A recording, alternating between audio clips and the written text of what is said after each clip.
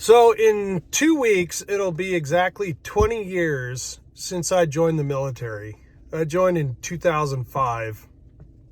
And I figured I should just start recording some videos to remember the time, because it's starting to go. My memory is not as good as it once was. And so, yeah, I figured I would just make some videos and try to recount some of the experiences that I had. So 20 years ago, like I said, in September of 2005, I joined up for the U.S. Army. Now, at that time, it was like the middle of the global war on terror, right? Afghanistan had been going for like 4 years at the time. Iraq, it was like 2 years after Iraq had started. The initial invasion was completely over, but they were ramping up and they were starting to get ready, I think, to do the surge when I joined, which was where they were going to flood Iraq with troops, American, British, and Canadian troops, and just lock down the place. That way Al-Qaeda wouldn't be able to move and do whatever they wanted to do. So there was a big recruitment push, and I was part of that. And I wanted to join the military. I actually wanted to be an infantryman, but I didn't want to scare my parents by saying, hey, I'm going to go pack a rifle in the Middle East. So what I did was I went to the recruiter and I did the whole, I'll go see the Marines, but the Marine office wasn't open, but the Army office was open. So anyway, I walk into the Army office and I talked to the guy who was there. He was like an E7. And I was like, what can I do that's not infantry, but kind of like infantry? Because, I don't want to scare my parents so that they're thinking that I'm going to be going and shooting at people or whatever. And the guy said, well, do you want to shoot at people? And I was like, well, I kind of, because I was 18. I didn't know any better. So he said, okay, here's an idea, a fire support specialist. He said, you'll be they call them smart grunts. They call for artillery, but it sounds like you're just going to be a fireman. You can just go in and tell your parents, I'm a fire support specialist. It's just, I can, I'm just gonna put out fires on the base or whatever. And so I was like, okay. So that's what I did. I signed up for that. Sorry, this thing's shaking all around. I gotta find a way to put it. Whatever. So anyway, I joined up doing that. And so I left, like I said, in September of 2005, and I went to basic training at Fort Sill, Oklahoma. And I remember getting there, and I think it was called the 94th AG was the reception area. And it was, first of all, the base was super ugly. It was just stark, bare, brown grass. They had just come off of summer. It barely rains there. And I was just struck by how desolate the place was. And I got to 94th AG. In fact, going back, a little bit, when I got to the airport in Oklahoma City and then we got on the buses, I was really nervous because I got on the bus with a few other guys and we were just nervously joking back and forth and scared and stuff and kind of talking about what we were going to encounter. And then I remember the bus driver was an old black guy, and he was like, all right, settle in, because this is going to be the longest bus ride of your life. I remember him saying that. So we drove kind of through the night, and it was only probably an hour and a half drive from Oklahoma City to Fort Sill. And then we pulled in, and the first thing that I remember was just seeing all these buildings. All of these buildings. There were long World War II barracks everywhere. And these tall yellow street lamps that make a yellow haze all over everything. And we got off first the drill sergeant gets on the bus, and we were super scared of that guy because it was like, oh, it's a drill sergeant. It's the first time we've ever seen one. And he gets on the bus and he talks to the bus driver, and then finally he turns to us and he goes, all right, you guys got 30 seconds to get off the bus and get out the yellow footprints. I want you to stand there with all of your equipment. Don't drop anything. Don't put anything on the ground. Just wait for my instructions. So anyway, he goes, go. And then we run off the bus and everyone kind of piles off, and we didn't know that we weren't in basic training. I remember like we got there and there was a cadre member who met us at the door and was like, you guys are not in basic training yet. This is just reception. So, they walk us into this building. They give us a quick briefing. They give us our initial issue of clothing and stuff. And then they have this thing called an amnesty box. It's like a mailbox. You go into like a small, tiny room, like a cell almost. And they say, if you have any guns, drugs, or weapons, or whatever, guns, drugs, weapons of any kind, any contraband, put it inside of that box and you can walk out and we won't, you can't get in trouble for it. So I remember I walked inside and they closed the door and I was like, I don't know if anything I have is technically contraband. So I was really freaking out, like, can I keep my watch? Can I keep, I've got these papers or whatever. I don't know. So finally I just walked out. And remember, I had been in there so long inside of that little room that I walked out and I looked around and there was nobody. Everybody was gone. And I had only been in there a few minutes, but clearly they had just gone in. Everybody else, there's probably like 10 of us. Everybody else had just come in, put all their stuff inside of those little mailboxes and just headed out because they knew exactly what to do. But I was totally overthinking it, totally flabbergasted by the experience.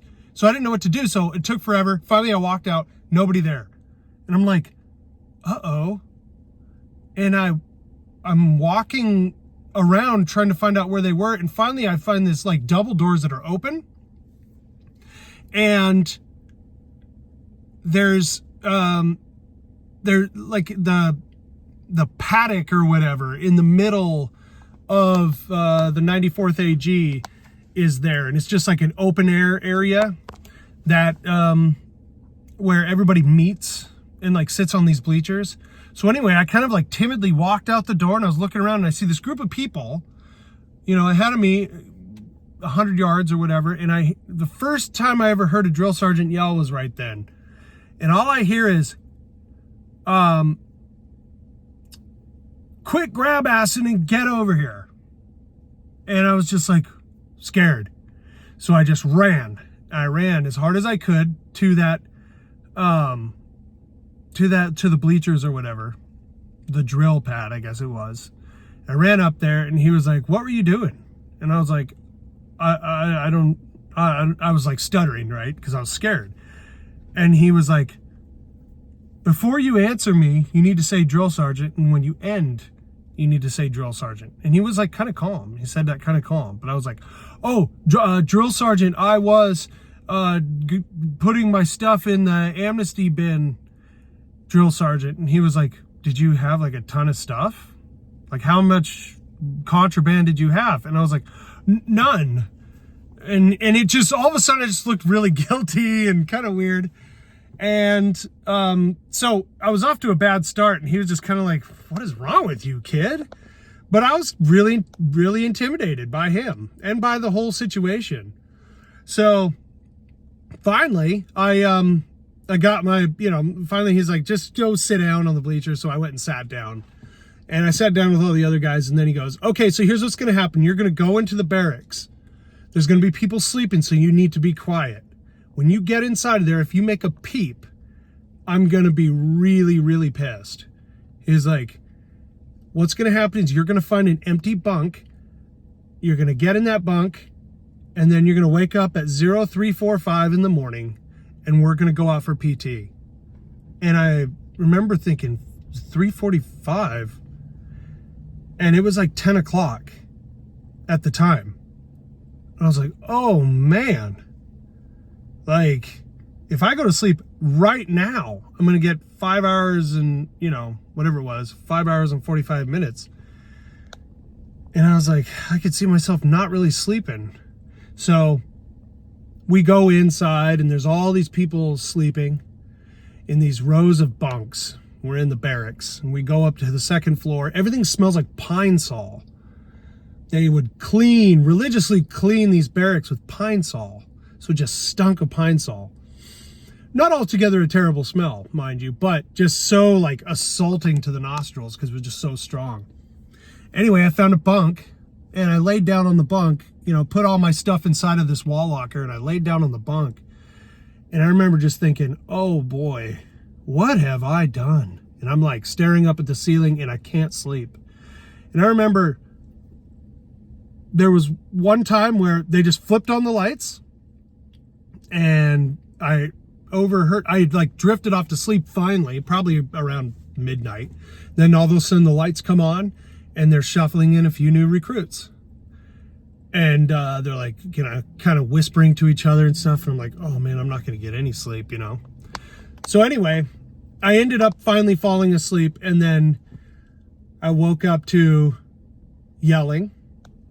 There was just madness, yelling, get out of those bunks, let's go, hurry up. And we all jumped down off of the bunks and the drill sergeant was yelling what the uniform was. And I was once again confused. I'm a very, confused individual at this time. Very much like, if I didn't hear the most explicit instructions, I just wouldn't know what was going on. So I was like asking around, like, what did he say? What are we supposed to be wearing? And all this stuff. And all the other guys are just like, I don't know, like they're just kind of rushing out because they don't want to be late. And I'm like, oh, okay. And so I'm like, just throw on whatever. I had PT shorts and, and everything. And so I just threw on this uniform of some kind. It was like a mix of civilian and military clothing. And I go outside and there's a drill sergeant standing there. I remember he was this big, huge guy, really tall and really loud, booming voice, some long German last name. And he was like, Pry, what are you doing? And I was like, I don't know, drill sergeant. I'm trying to find where I'm supposed to form up. And he's like, you look all effed up. Of course, he used the other word, but he was like, you look all effed up. He's like, what kind of a uniform is this? And I was like, oh, I don't know, drill sergeant. I just threw on whatever.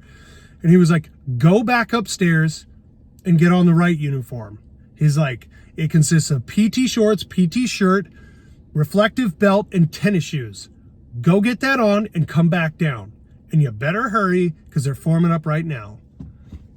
So I was like, okay, just ran upstairs, set a couple of records running up those stairs, threw on the uniform, came back down. And as I'm running across the paddock, I hear, Pry, tuck in that shirt. And I'm like, oh.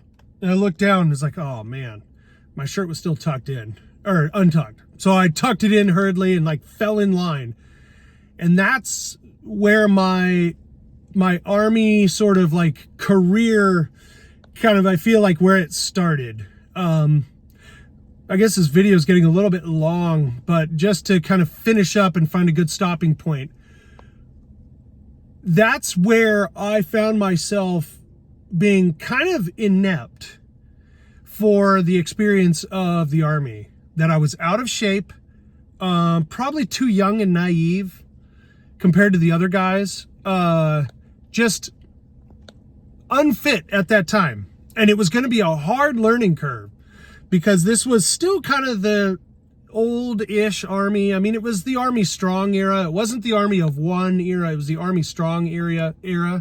Or actually, wait a minute. No, it was the Army of One, but it would turn into the Army Strong era when I was in. And that ended up being where it was, I think they kind of lightened up a few things. Anyway, but I found myself to be pretty inept, pretty unprepared for this experience. And I'll get more into that in the next episode, but I just wanted to get this out there. I'm going to do probably a series about it, and just kind of like, this is for me to remember my experience and to recount it, and I don't know, maybe entertain some people on the way. So anyway, thanks for watching. We'll do another one of these soon.